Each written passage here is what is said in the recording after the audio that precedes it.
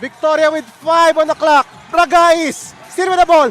Can for the championship. Too strong. Bragais throws it up. It's over. It's over. It's over.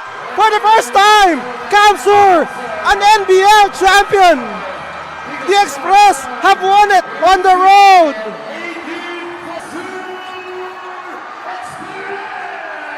Teams in 2018. The players.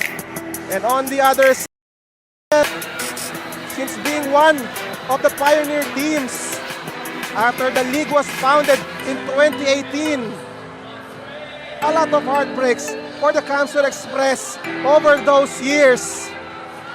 And finally, after 8 years, the Kamsur Express are your champions of the NBL. The President's Cup, look at Coach Momomoto. In tears, that's Coach Momomoto claiming his first ever NBL crown. What a road for him. He was a champion coach in the youth level, in the regional level, and now on the national stage. Coach Momomoto, a champion coach here in the national.